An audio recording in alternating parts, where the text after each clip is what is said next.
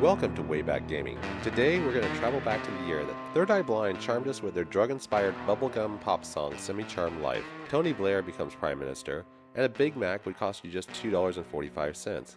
Yes, today we're traveling back to the year 1997 and looking at the Western first-person shooter Outlaws, made by LucasArts and distributed on cd-rom.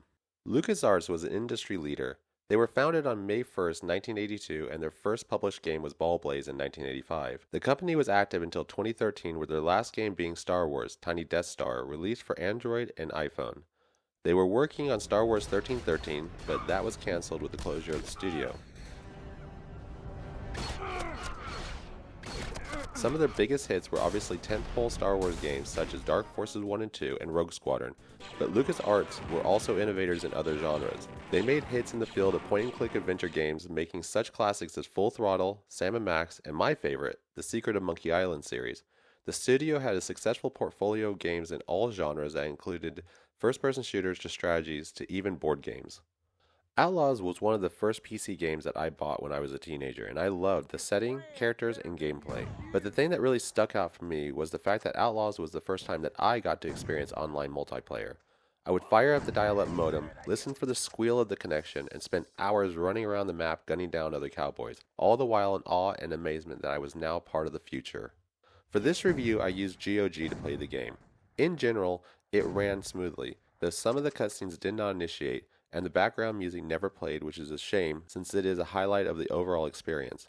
I also had problems with the game crashing in levels specifically that featured a lot of water, though in general, the playability of the game through GOG was fine. My bunny lies over the ocean. My bunny lies over the sea. Well, you ain't heard a word I said. She got a voice on her, almost as pretty as yours, Anna. Shall I? The game is a story-based first-person shooter co-designed by Stephen Shaw and Darren Stennett. The plot follows retired Marshal James Anderson while he fights the local land baron to avenge his wife's death and bring back his kidnapped daughter. At the end of each stage, you are greeted with a somewhat lengthy cutscene created with the insane animation engine, which can be seen in Full Throttle and Rebel Assault. These animations are brilliantly voice-acted and have that early LucasArts charm.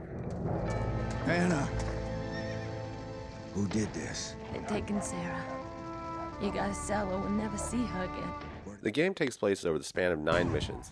Each mission is diverse in how you approach it. For example, in Mission 1, it resembles a standard first-person shooter where you hunt down keys to open doors to get to the next objective. But in Mission 5, you are piecing together a large, intricate puzzle to progress through the level. My favorite is probably Mission 4, where you're traversing through a vertical map in a canyon using a sniper rifle to take down enemies. This whole approach is refreshing since you never know what the next mission is going to include.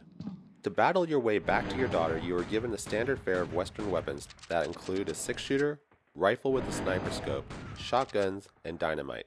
Throughout the mission, you will find a variety of ammo, never really leaving you without. The enemies are of standard fare. They are usually placed in convenient spots to catch you off guard and never stray too far from that location. The main difficulty that comes from the game is usually from the abundance of them rather than their intelligence or their tactics. In general, combat is satisfying, if not unremarkable. As stated before, the missions are diverse, and that extends to the environments. Though somewhat repeated, you are never bored. You travel from classic small towns to high canyons to a lumberyard. The graphics were dated even for their time, especially when you consider that Quake had pushed the boundaries of 3D technology 2 years prior. Game Home magazine stated in issue number 58 that the game uses an enhanced version of the Jedi game engine that was used in Dark Forces, which was released 2 years prior in May of 1995. This game was an absolute favorite of mine when I was a teenager, and returning to it 25 years later, I can say I enjoyed every minute of replaying it. It seems like a straightforward Doom clone, but it takes that genre to the next logical step, featuring a lot of mission variety and a well thought out and engaging plot. Outlaws is credited as one of the first games to use a sniper rifle and one of the first games to use a gun reloading mechanic. The only actual review I can find of that time was from the aforementioned PC Home magazine, which gave it a 75%, stating that they liked the story, voice acting, and the overall atmosphere of the game, but were put off by the then outdated graphics.